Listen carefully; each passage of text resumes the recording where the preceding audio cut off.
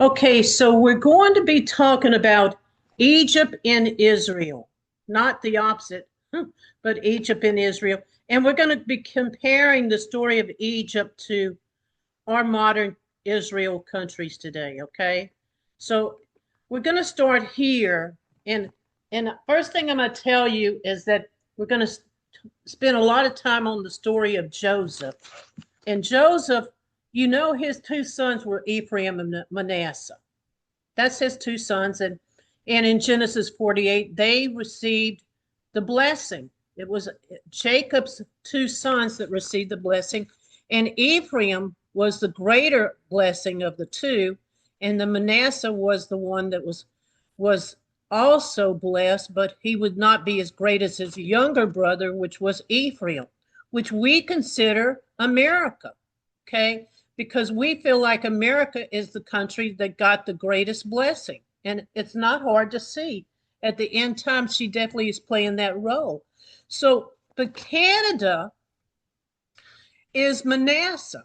And many people don't recognize that she was settled basically by a lot of the French, yes, but she was also settled by Britain. And she was a British colony for a long time. Dan, do you want to talk to that? Sure, yeah. The British and the French fought over Canada, and of course the British won. So I can see exactly what you're saying. Manasseh is because of Britain is Manasseh is Canada is Manasseh. Okay, all right. So I'm looking at Joseph representing America and Canada because his two sons were Ephraim and Manasseh. And I'm considering Ephraim to be America. She's the greater of the blessing of the two, and Manasseh would be Canada. But also you do have Britain as Manasseh also, right? Remember these places, if you read, says Manasseh would be in two places. Do y'all remember that? And that Ephraim would be in two places. Dan, you remember that, don't you? Yes, I do. Okay. All right. So, and I think that's interesting because she is in two places. All right. America who goes into the tribulation, and the Americans will be the ones that fight in this war that's coming, and they're going to wind up going into the tribulation. And prison is under Pharaoh, the Antichrist. Okay. Now that really ties back. Now I'm telling you, that really ties back to that scripture. Here's all this symbolism now playing out because it says that in Revelations 11 that the old land of Israel is going to be Sodom and Egypt. So she's playing that role of the Pharaoh, the Antichrist, because I think the Antichrist winds up putting his kingdom in Jerusalem. Now, I could be wrong on that, but he's going to put his, if I was going to pick a place, that would be where I'd pick it. And they were restored to the kings under the Messiah, the righteous Pharaoh. Okay, so remember that Joseph played the role of the righteous Pharaoh. Mm. He was underneath the Pharaoh at that time. He was like a governor. So Genesis 40, Joseph is accused of, I'm just going to give you a little background. He's accused of raping the Potiphar's wife, and that wound him up in prison. And so notice that they took her word against his. There was no two witnesses. There was no witnesses at all. So showing that they weren't following God's laws, right? Because if they had followed God's laws, they would have had to have two witnesses for him to be in prison. But so he was a righteous prisoner. Okay, now, so Pharaoh, the Pharaoh called Joseph's name, and I'm not even going to attempt it. And I'm going to tell you what it means here in just a second.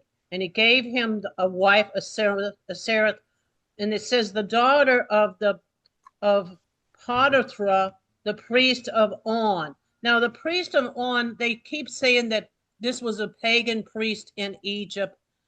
They do not know that.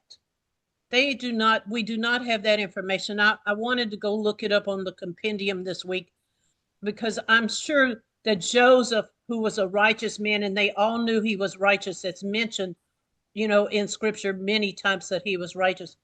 He wouldn't have married a pagan priestess daughter. He would not have. He just wouldn't have done it. So the Targum comes back and said that it was really Dinah's daughter. Now, she was probably married to a real priest at that time. That could have been a real priest, a priest from the true line of the priest, okay? And so I'm thinking that, I'm not thinking that Joseph married some kind of pagan woman and he had pagan children. I just don't believe that story at all. It doesn't follow with what the Israelites did, and I don't believe that story. Now, his name means God speaks and he lives and he deciphers secrets, which is what Joseph did. He deciphered secrets. So are y'all beginning to see the symbolism that's in these verses here? And the story is 2 days. They think he was around 17 years old when he was and sold to the Ishmaelites, right? They think he was about 17. And so between the time he stayed in Potiphar's house and the time he stayed in prison was like 13 years, because we know that he reigned as a governor at the age of 30. Now, 30 is really interesting because that is the age that you can become a priest.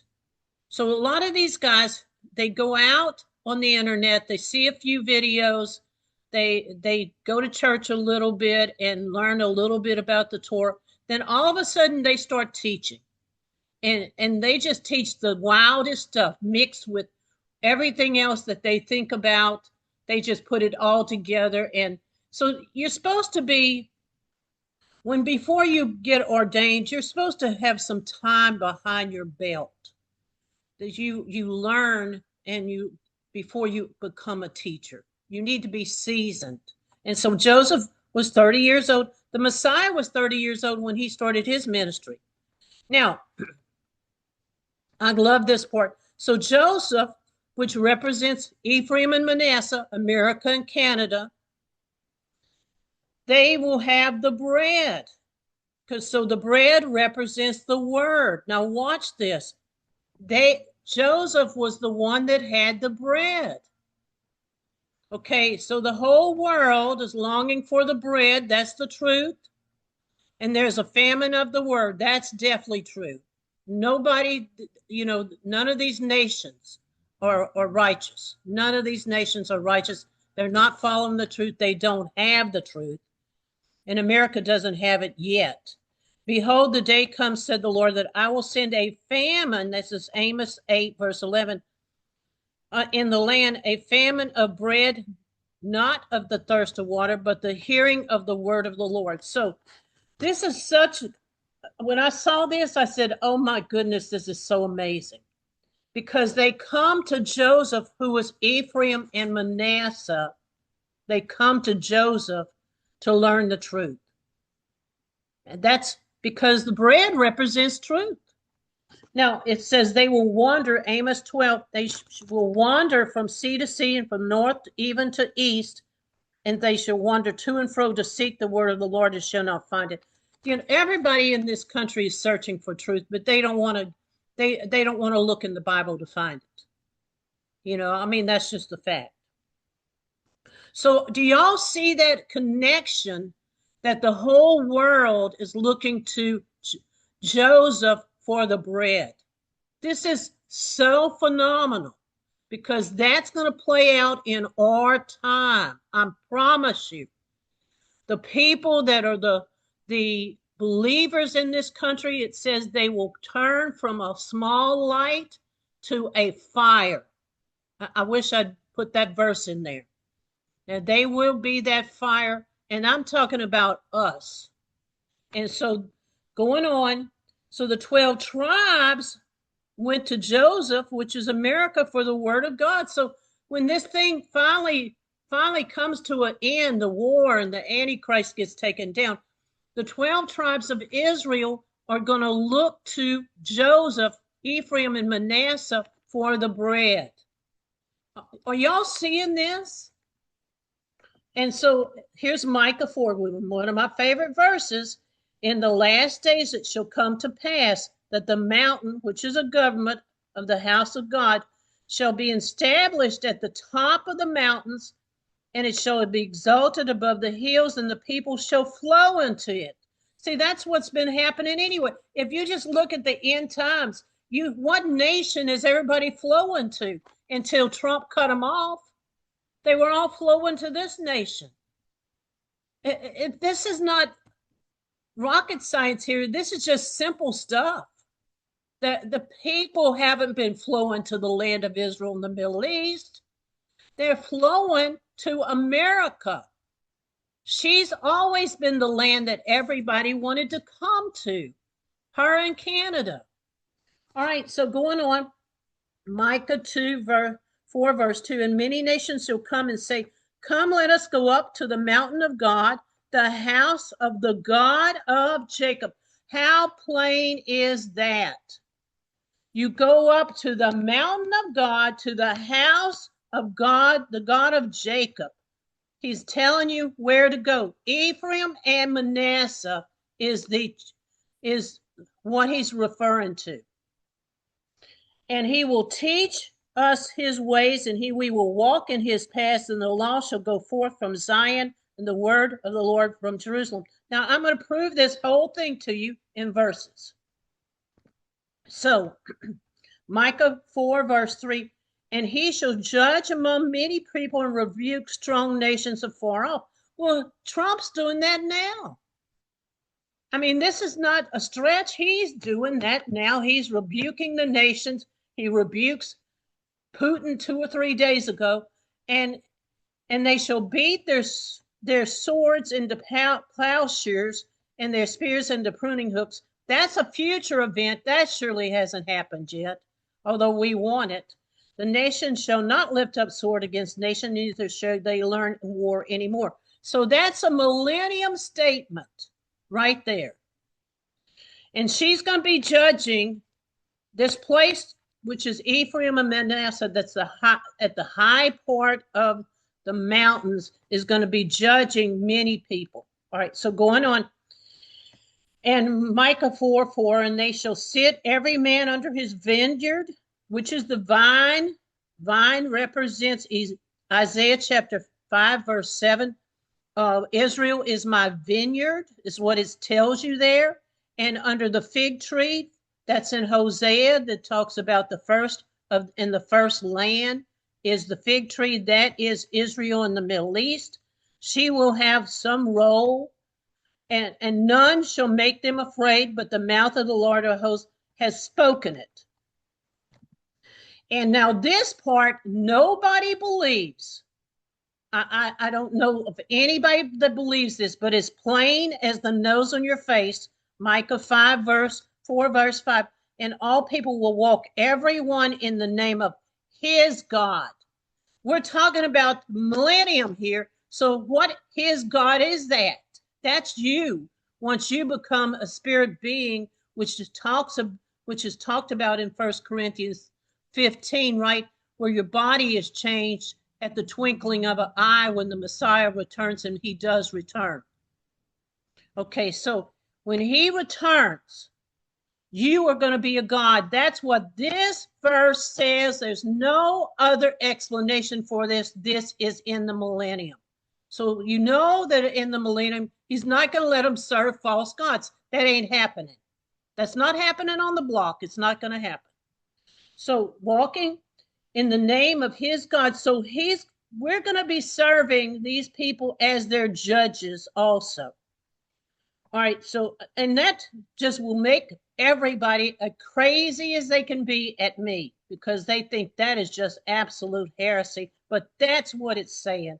And that's who you're going to be. But they always want to take away your heritage. Do you understand that the teachers today want to take away your heritage? All right, going on. Jeremiah 31, verse 6. For there shall be a day that the watchman on the mount of what? Who is the watchman? Who is the watchman? He's the one that's Ephraim. He's in the land of Ephraim, and he cries and tells the people to return to Zion.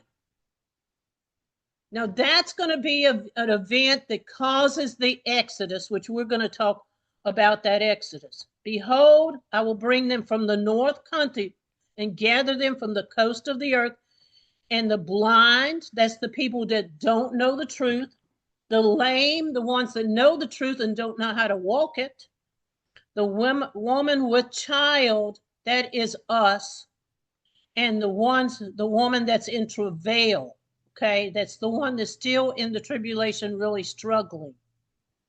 And they will come as together, a great company shall return thither. So let's find out where they return. Okay, so Isaiah 11:11, it shall come to pass in that day, that's the end time, that the Lord shall set his hand again, the second time, to recover the remnant of his people. This is the Exodus. And the people that are left in Assyria, the ones who are in Egypt, Pathros, Cush, Elam, Shinar, and all the other places. So he's going to send an exodus for these people so that they can return back, and we're going to find out where they return. And Isaiah 11, verse 12, and they shall set up an assignment for the nations and shall assemble the outcast of Israel and gather together the dispersed of Judah from all corners of the earth. Now, when the Jews read this in the 1947, 1948, they considered themselves as fulfilling this verse. And that is a partial fulfillment, because there were people that were Jews that went into the land of Israel in the Middle East. So that's a partial fulfillment, because Israel in the Middle East has Jewish people in it, and it also has Edomites in it. So going back, now look at this verse. Isaiah 11, verse 14, but he shall fly upon the shoulders of the Philistines toward the what? West. These nations that are being talked about in 11 are going back to the west. Do y'all see that? Toward the west, and shall spoil them in the east. There's a war that comes against Assyria and all the nations in the east when the Messiah returns. When that war is done, then we take the spoils from that country, and that's what it's telling you here. They shall spoil them in the east together. Here's your verse, Isaiah 10, verse 12. Therefore it shall come to pass, when the Lord has performed his whole work upon Mount Zion, when he's come back and he set up Zion in Jerusalem, I will punish the fruit of the stout heart of the king of Assyria. So he's going to punish Assyria in the glory of his high looks, because he's going to brag about how he took down America, and he's going to take down America. That's what he does. And they shall lay their hands upon the Edoms and the Moabites and the Ammonites and shall obey them. So they're going to have control. They're going to have control of their side of the world over there. Okay, which Moab and Ammon are in South America and in Mexico, Central America area. That's where they settled. Okay, you can look on some of my other teachings and see that. Now look at where it says they go. Jeremiah 31, verse 17. For there's hope in thy end, said the Lord, that thy children shall come together at their own border. They're coming back to where they lived. Do y'all see that? They come back to their own border. No ifs, ands, and buts.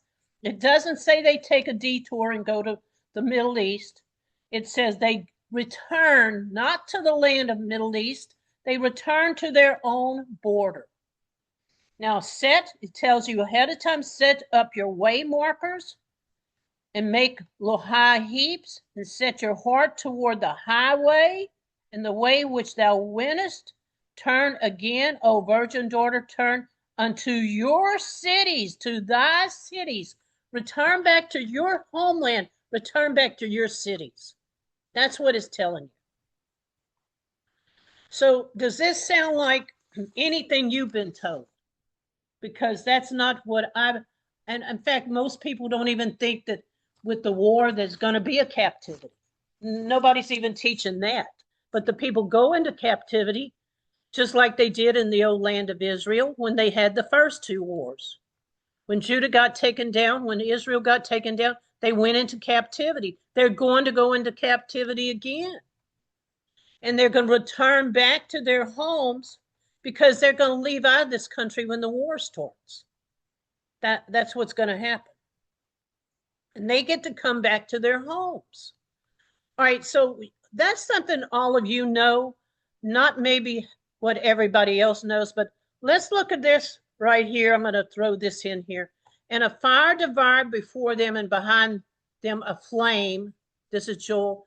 This is the Garden of Eden before them, and behind them is the wilderness. So he's saying this place where the war comes is the Garden of Eden. Now, do you see that? It says it is the Garden of Eden. And the behind him was desolation. Okay, so as this war machine comes in here, everything in front of it is going to be beautiful. Everything behind it as they come through is going to be destroyed. And so this is interesting because when they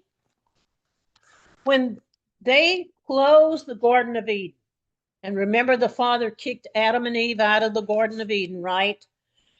They put a flaming sword to turn every way because that was going to be her destiny, that she was going to go under the sword.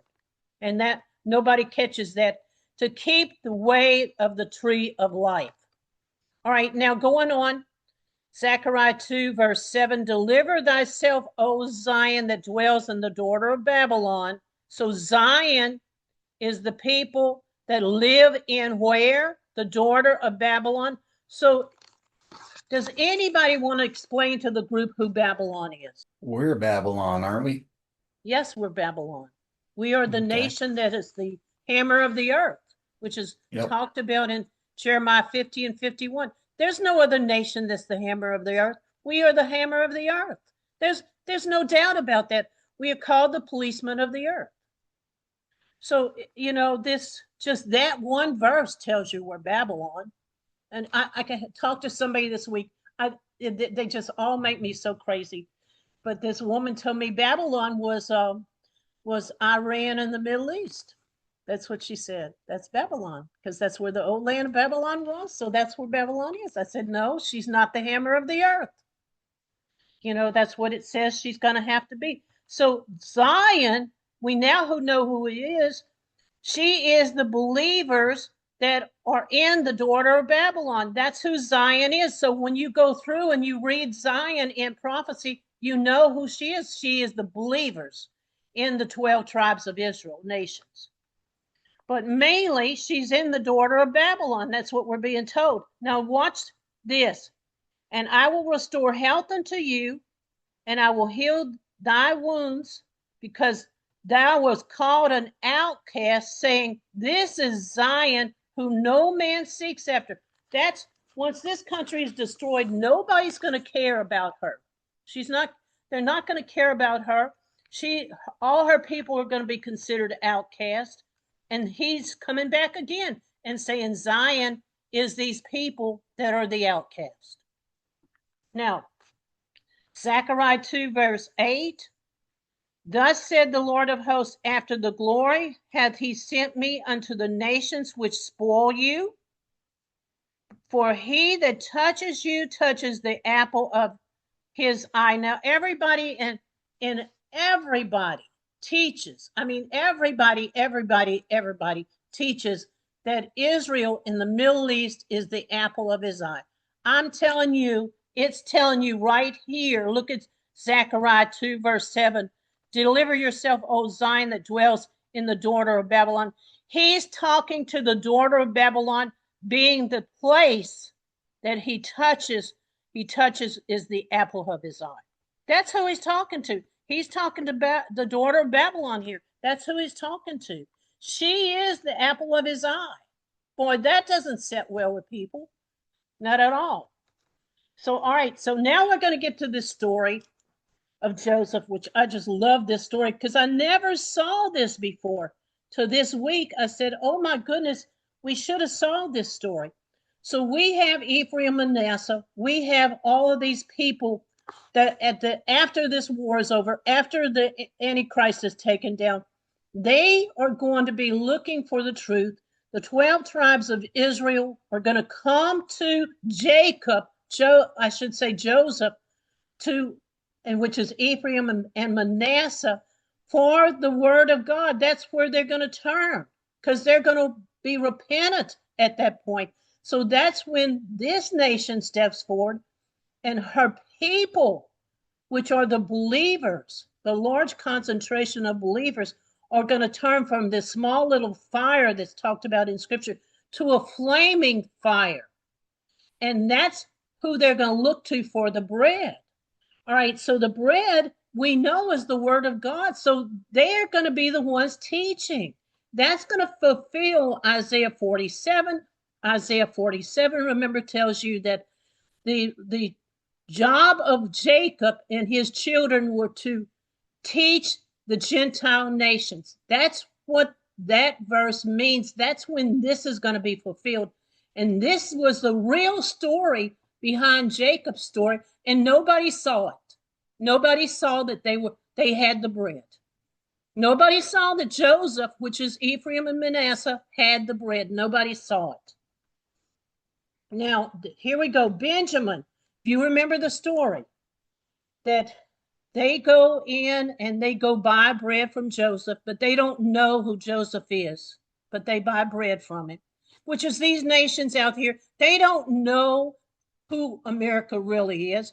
They don't know her. They don't know she's Israel.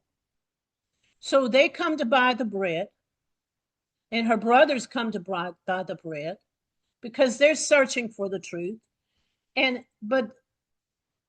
So what happens there is Joseph does a trick, and he wants his brother Benjamin because he'd never seen him. So he did this little trick so that he could get Joseph, so he could get his brothers to bring back Benjamin. Well, Benjamin, we're going to find out who he really is, because he's the one that the father protects. Remember, Jacob protected Benjamin. He protected Benjamin. So in the millennium, Benjamin is the one that's going to be teaching. He represents the believers. He's the one that's going to be teaching. And so America is going to want her believers that have been sent out, that got taken out during the tribulation. She's going to want them back. And that's what it's really talking about here. But the tribes say, we got to bring Benjamin to Joseph. We got to bring him. So this is when the prodigal son gets fulfilled, right? So this prodigal son who repents, he goes into the tribulation, he repents, and he returns. He's returning back with his linens clean. That goes back to Daniel chapter 11. Okay. Now, oh, my children, Benjamin, gather yourself to flee out of the midst of Jerusalem and blow the trumpet of Tekoa. Now, this is Jeremiah 6, verse 1. So all these people that are fleeing out of Jerusalem, blow the trumpet in Tekoa. The word trumpet means trumpet. It needs also a nail peg or a tent. Going back to Isaiah 54, where it says the woman who is the barren woman opens up the tents. She opens up the tent so all the children can come in, and sets a sign in, I'm not even going to attempt it, the house of the vineyard. For evil appears out of the north with great destruction. Do y'all see this? This is the story. Jeremiah 6, verse 1 is the story of how our nation goes into captivity. Y'all know it tells you the time that it says it's going to be in the late winter. All right, so the winter season, it talks about that, and it talks about he's talking there strictly to Benjamin, who are the believers. Benjamin plays the role of the believers. So Joseph asked the 12 tribes to bring Benjamin to him. All right, so, but Judah says, no, no, no, we can't do this. Let me stay. Let me take the place of Benjamin. Don't do this. Don't take him. Because Judah, who is the conservative Protestant Christians, by the time the millennium is over, she's going to be looking to the truth from Benjamin. So she's going to be protecting. Don't send him. I'll take his place. Those are the ones that are going to be willing to die for the teachings that they're learning from Benjamin, because Benjamin's going to be among the people in the tribulation. Plus, they're going to be the people in this land that are being protected. That is the story of the virgins. 5 of them are protected and 5 go into the tribulation. That is the story. Everybody makes that story into something else, but the real story is that 5 get protected and 5 go into the tribulation. And that's exactly what Benjamin, which is the conservative people in this country, are going to turn themselves around. Remember, it's a third of them. And they're going to protect Benjamin, which is, he represents the truth at that point, because he's the one carrying the truth. And they're going to be willing to die for it. That is the martyrdom. When they come up against the beast power, many of them are going to die. And that's what scripture tells you. So going on, 12 tribes look to America for the truth, as well as Egypt and other nations. So everybody's going to be looking to, and when the millennium starts, they're going to be looking. I know nobody's going to believe this, but you're going to see it happen. I promise you, you're going to see it happen. They're going to be looking to the people that are the believers, because they're going to be the only ones left in this country. Do y'all understand that? And the Father's not going to let them in, let anybody else in, unless they're believers, because they represent the kingdom. The kingdom's going to be set up in the 12 tribe of Israel nations. And so he's not going to let the people go back unless they are repentant this time. And how do you know that? Because he says some of them will be weeping and gnashing of teeth when they see Abraham, Isaac, and Jacob in the kingdom and themselves thrown out. They're not going to be allowed in the kingdom unless they are repentant. So this is how this goes. All of these nations are going to be looking to Egypt for the bread. So Benjamin returns to America.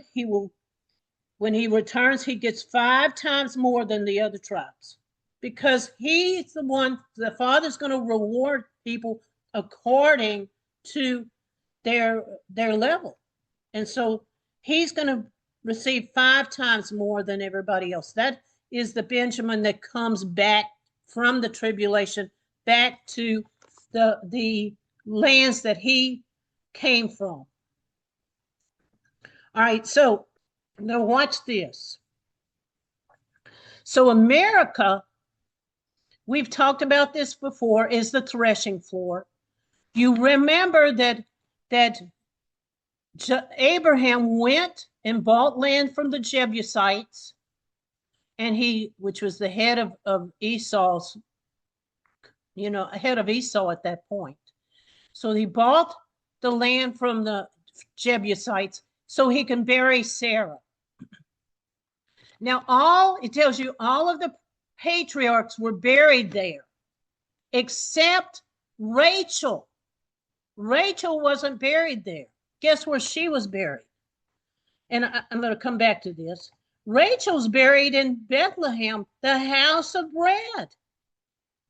Now, I'm not making this stuff up. This is where she's buried, because Joseph has the bread, and here is Rachel. She's buried in the town for the bread. Do y'all see the connection here?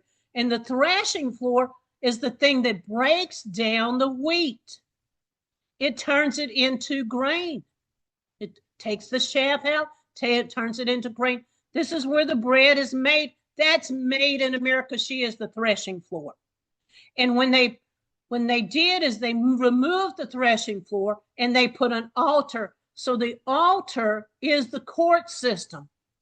That everything goes through a petition. A prayer is a petition. So everything goes through petitions. That's where you put your petitions, is on the altar. That's where they put their sacrifices. Every one of those sacrifices were a petition. Are y'all seeing this? So this country is a threshing floor, but she's going to become an altar for the petitions for the Father, and they're going to set up a legal system. That's every night I watch The Practice because I love that show. I just love that show. But there's so much red tape in our government now, in the court system, that you just can't, you can't do righteous judgment because it's not, because they have so many rules written around it. And so those are what Joey always calls the laws of the sea. And God's laws are the law of the land. Do y'all understand what I'm saying to you? And so this is where the petitions get laid, is on the altar. So any prayer that goes up needs to go on that altar. I haven't stopped. I've been talking all this time. Does anybody want to comment?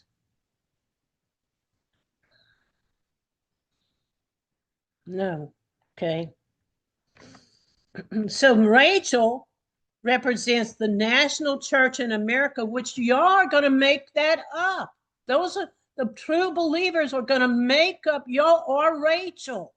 You're going to make up the national church, and Joseph represents the government.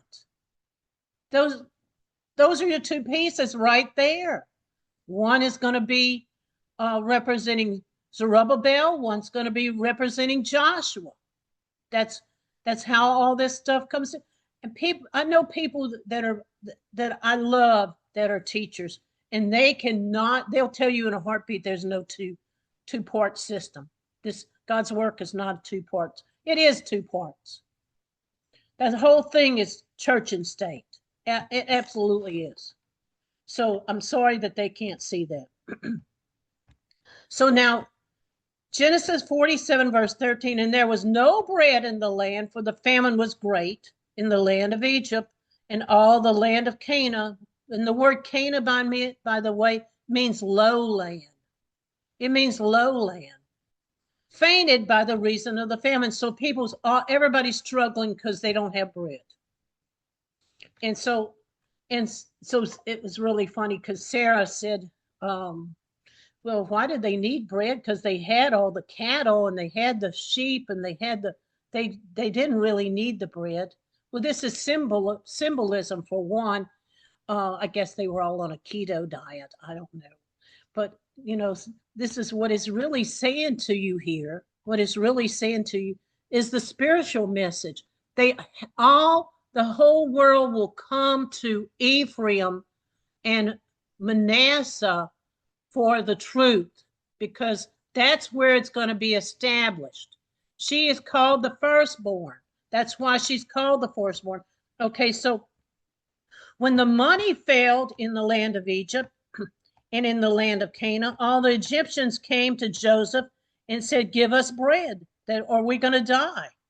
So they brought their money, and when the money ran out, and then eventually it did, verse 16, and Joseph said, your money has ran out, so give me your cattle. I will give you your cattle in payment for the money. And so verse 17, and they brought the cattle unto Joseph, and they gave him bread in exchange for horses, flocks, cattle, herds, and asses, and fed them with the bread and all the cattle for that year. That's the bartering system. This whole thing in Scripture always talks about money. It always talks about money. So here's the bartering system. They're exchanging grain for cattle and whatever, you see. This would bring on the feudal system, because eventually in the feudal system, The way this works is, there's power in owning land. So here's what happens next, because they did the bordering system. In Genesis 47, verse 18, and when the year was ended, they came to him the second year and said unto him, we will not hide it from you, my lord, how that the money is spent, and also the herds and the cattle. There's nothing left to give you now. There's nothing left to give you. We have to, we're willing to put our bodies and our land into your hands. That's what he's telling Joseph.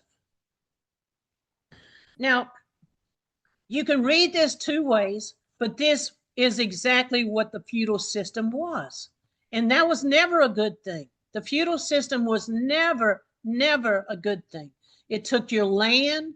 You were subservient to, you had to pay a certain percentage to the lord of the manor. That's the system that's been running until America came on the scene, and she established the Constitution, which is what I preach about all the time, how it's based on the Word of God. She established the Constitution. They didn't have to buy land. They could come to America and get land for free. They didn't have to pay taxes. They could come to America and not have to pay taxes. That's what this land was established as.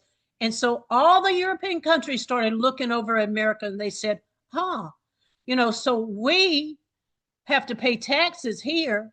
So why can't we set up a government like the one there? Within 100 years, practically every nation in the world had switched off the feudal system, which was ran by a king, and switched into a republic, which is what we established, a representative type of government, with the exception of Germany and Russia held out to the early 1900s, and then they also went by the wayside. So, and the spiritual piece of this is, yes, you submit your body. It's a way of submitting your body to the Father. And so spiritually, that would be submitting yourself to the Father. That's the spiritual side of this. But this was the feudal system, and it looks like Israel had been under this system for many years, and it's a curse. It really is a curse.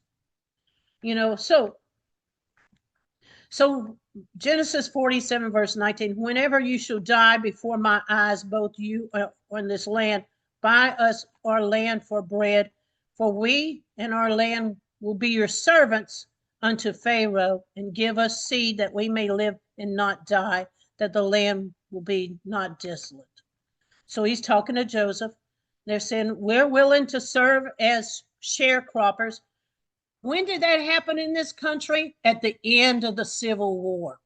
At the end of the Civil War, when the war was over, the carpetbaggers, which were the captains and the lieutenants, and many of the officers in the Civil War from the North came down as the carpetbaggers.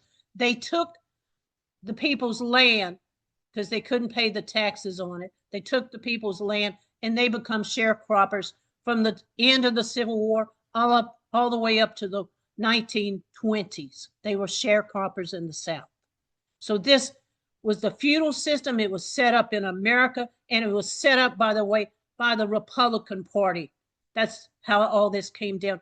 And all of these people that in the Civil War that lost their homes, many of the women were raped. Not one woman that appeared before the military courts in the North, they turned their petitions down for the rapes, because nobody was prosecuted for the rapes that they did on the women in the South. Nobody. And so that's how that came down. That's the real story. And, people don't want to hear that. That part is left completely out of history. So going on, that's when it was fulfilled in this country. And Joseph brought all the land of Egypt for the Pharaoh, and Egypt was sold, every man in his field, and every famine prevailed over them. So the land became the Pharaoh's. And that's true today too. You miss your paying your taxes, and see what happens to you. They will come in and take your land. Now, verse 21, and for the people, he removed them to the cities from one end of the border of Egypt. So they now, which they were living in the country, they moved to the cities. That happened in the early part of the 20th century. And that was when they began, actually starting at the end of the 19th century, really. And so that is talking about the Industrial Revolution in this country. Are y'all seeing this? Now going on, and only the land of the priest brought he not. So he didn't buy the land of the priest. The priest didn't have to pay the taxes. They were given everything. That is Congress today, because Congress plays the role, and that's why it's such an abomination to see what's going on there now, because they were supposed to be not only leaders, but they were supposed to be, righteous men. And when you see what's really going on there now, you find out that that's not even close to the case, but they were supposed to be the righteous priest. They represent the priest in this nation. Because everybody thought it was about religion. It's not ever been about religion. It's always been about government. For the priest had a portion assigned to him by the Pharaoh. They don't play under the same rules. They don't have the same insurance we have. They don't have to pay the taxes we have to pay. None of it. And they did eat their portion when Pharaoh gave it to them. Wherefore they sold not their lands. So they got to keep their land. Then Joseph said unto the people, Behold, I have brought you out of this day the land of the Pharaohs, for lo, here is the seed for you, and you shall sow the land. That's sharecroppers right there. Nothing new under the sun. Now, Joseph, verse 26, Joseph made a law in the land of Egypt, and to this day that Pharaoh should have a fifth part except the land of the priests, which was Pharaoh's. That is your IRS system right there. A fifth. Look at the stats. Approximately 45% of households' annual income is under 50,000. That's half, relatively half. And 32% of their income is under 49,000. And so the amount that they take out of your check is anywhere from 7 to 22% for these people under 50,000. That's a fifth. That is a fifth. I could have gone down and broke it down by each one, but and this whole thing, when you get to the golden calf, we're going to switch a little. Compare the golden calf to the Federal Reserve Bank, which it is. And so the people took their gold that they had, and they didn't want to keep God's laws, right? So they wanted what? They wanted their own God that they can worship, which would be money. We're told that you worship God or you worship Mammoth, which is money. And you can see that. So they gave their gold to Aaron. I'm going to explain this. They gave their wealth and turned it over to the government, the Federal Reserve. All our money went under the banking system. Do y'all understand that? Which credit cards, banks, all of it is one piece. And so when they gave their gold to Aaron, they gave up their wealth. Do y'all understand what I'm saying to you? When they physically took the gold out of their ears, it's so interesting. So Joseph, who is America, falls into the pit. This is talking about our debt. This is due to the golden calf. Do y'all understand? And 40%, like I said, of the people are under $15 an hour. Yet they can't even make it's hard for most of the people to even make rent. And so that's the curse that's come on our land, because we went under this system. And so that means they have to take everything that they can't afford and they put it on a credit card at 30% interest. Do y'all see the system? This is the golden calf. It was the straw that broke the camel's back. That's when they set up the system of the sacrificial system that, that's talked about, which I'm not going to get into. But the people gave up their wealth and turned it over to the central banking system. So anybody want to talk? I've been talking. Does anybody want to talk? So the Nile River turns to blood. That's the economic system. The Nile was the life of the blood for the country of Egypt. Everything went up and down the Nile. Joseph was in a hole. The economic system was in the red, so Joseph is in the hole, which is described as the pit. The river is the current, that's the currency, and the bank holds the money. The whole thing is talking about a financial system. The frog, so we're going to go through the plagues now. The frog is going to be three things. It's going to be the beast, it's going to be the false prophet, and it's going to be the dragon. That's the three evil spirits.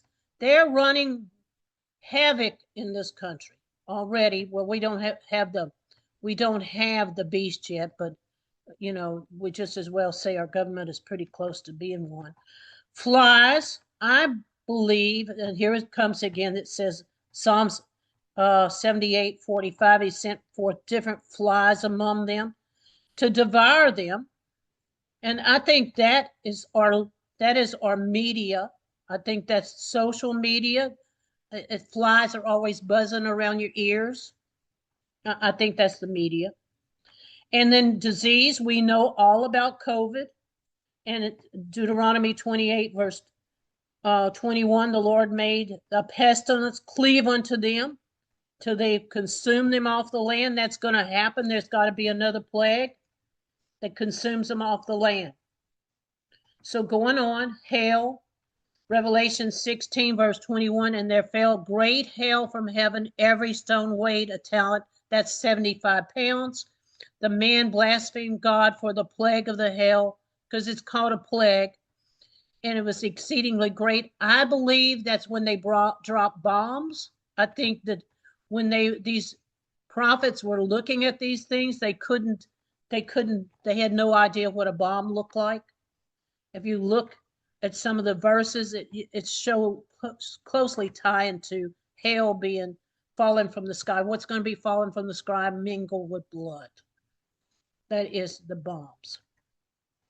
Locusts are the armies that come into your land. Look at this, Joel 2, verse 25.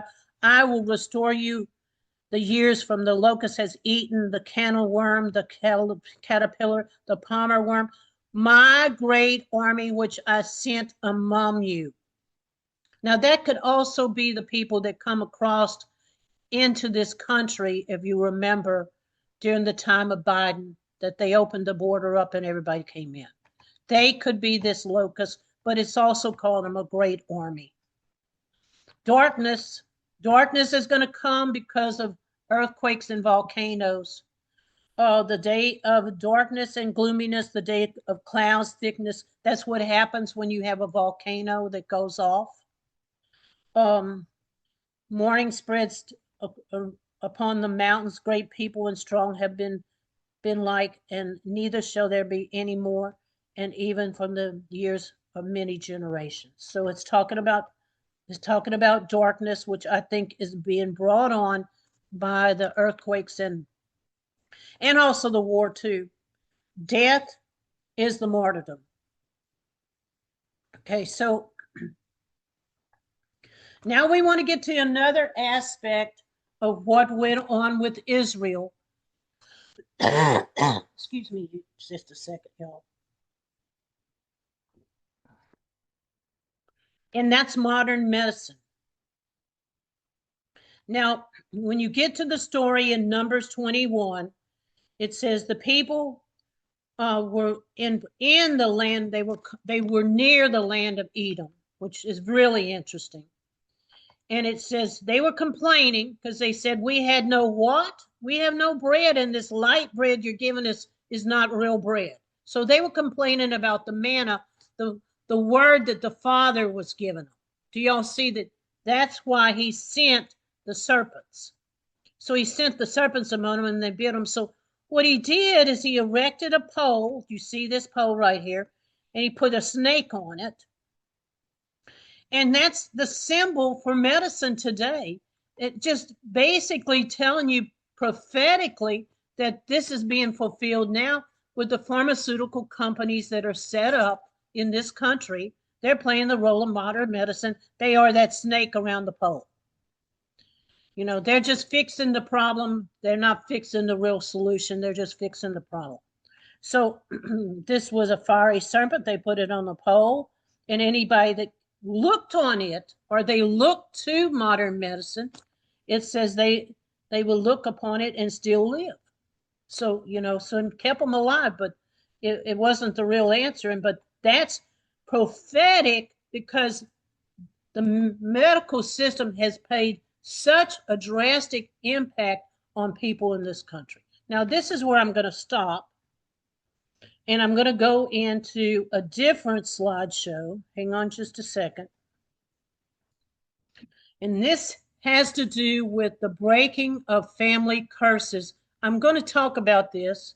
So Deuteronomy 5 verse 6, and I am the Lord which brought you out of the land of Egypt, out of the house of bondage. And thou shalt have no other gods before me. And then it goes on, and thou shalt not make graven images. And here we come down to the verse 5 and 9. They shall bow down themselves before them, nor serve them. That's talking about these gods, these graven images, because God is a jealous God, visiting the iniquities of the families unto the children under the third and fourth generation. So what caused the visiting? What caused the family curse? Right here, the graven images.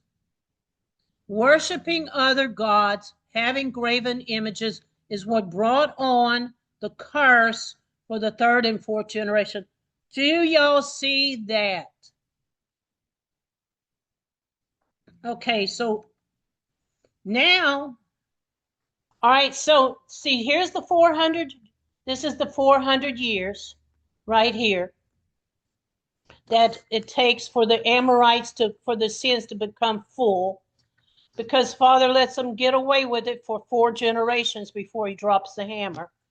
All right, so then they get taken out of the land, see, because their sins are full. Y'all see that? And then Abraham's descendants get to go into the land and take over it. For the 4th generation, you see, it's saying that a generation is 100 years. Do y'all see that connection? So the Israelites that were in the land of Egypt at the time of Moses, they were the generation that when it went into the land. And that would have been, that we're told in the Bible that it was 430 years. 430 years. I'll talk about that 30 years at another point. 430 years. So basically they're saying relatively 100 years for each generation. That's what y'all see the connection. Now I'm starting at 1446, which was the date for the Exodus, which you may as well round that off to 1500, right? I mean, 1500 years between that, them going into the land of Canaan and the Messiah returning was 1500 years. Do y'all see that? 1500 years, you know, more or less. All right, now, so remember what I told y'all earlier. Let's go back up here. I'm going to show y'all this. Because they were doing, if you take on the graven images, the other gods, he will visit the iniquity of the fathers upon the children to the 3rd and 4th generation. Do y'all see that? Now, so that's why, because they were worshiping other gods, do y'all see that? Because they were worshiping other gods, they stayed in Egypt for 400 years, 4 generations. Everybody follow me on that. Okay, now, but this is the one that I really want to get to. 35 verse 1, and God said unto Jacob, rise and go up to Bethel, which is the house of God, and dwell there, and make an altar, and God appears unto thee when thou fleest from the face of Esau thy brother. So here Esau is coming on the scene, and he's bringing this army of like 400 men. Is that not interesting? 400 men. So Jacob said unto his household and to all that were with him, put away the strange gods from among you and be clean and change your clothes. So they're told, take the strange gods. So his family was worshiping idols. Do y'all see what I'm saying? Because we have these men put up on pedestals, and we think, well, these guys, they're so superior. They did everything right, and here we are in our walk, and we're doing all these things we shouldn't be doing sometimes. And so, do you understand what I'm saying? I always put them on the pedestal because they mean Isaac. You read everywhere Abraham, Isaac, and Jacob. Abraham, Isaac, and Jacob. So they're put up on a pedestal. And so, but he allowed his children and his wives to worship other gods. That's why they put them away. Do y'all see that? This is why they would get 400 years of punishment in Egypt. That's the reason right there. It says, if you worship other gods, I'm going to punish you to the third and fourth generation. That's what it said. I just read it to you, Deuteronomy 5. So, verse 3, and let us arise and go to Bethel and make an altar to Yahweh. That's setting up a court system for petitions. He answered, in the day of thy distress was thy with me in the way which I went. So, and they came, Jacob, all the strange gods which was in their hand, and their earrings. They even had the gods in their earrings. They took them out of their ears, and he hid them under an oak tree. Good job, Jacob. So, it's in Shechem. I think that's really interesting because that goes back to that same place that they had killed all those people. So interesting, because now we're going to get to the real point. I'm going to get to the real point here. In 1587, the first Roanoke Island was established in Roanoke Island by Sir Walter Raleigh. It was a military post. There was a food shortage. Population was eventually returned to England in 1586. So that colony didn't work. Then 1587, there was a second one, was led by John White. He brought men and children and whatever. And he left them there, returned to England for supplies. And when he came back in 1590, they couldn't find the colony. But this was really when the colony was established in America, although that history is not told because they're telling you they don't know where the people went, but they do know. They do know that they were the Huguenots, and they know that the Catholic Church sent armies here to wipe these people out. That is written in history, but we didn't include it in our history because it didn't sound like a place that they wanted to use to start the story of the founding of this country. So while they're fighting over when America was founded, right? This right here was really the date, because you had the very first colony. I think the fathers probably considered that very first colony, 1587, as the date. Now, if I go in, Israel was in Egypt 430 years. Then she had her Exodus. Now, America was founded by John White on the Roanoke Island. If I do 1587, add 430 years of it, comes up to 2017. The same year Trump becomes president, the same year that Israel in the Middle East has her 70-year anniversary, because she had been in the land 70 years.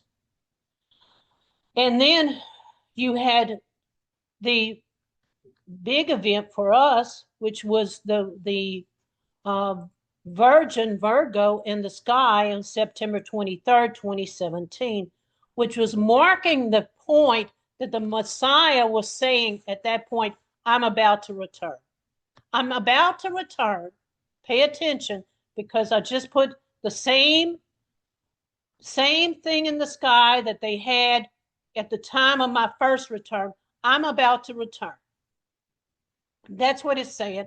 But he also was giving birth. Remember, there was a birth being given, which goes back to that man child, which I teach all the time, that is the people that are going to be part of this revival. Is that not interesting? 2017. And that's 430 years. And that's 4 generations. I haven't finished yet. So,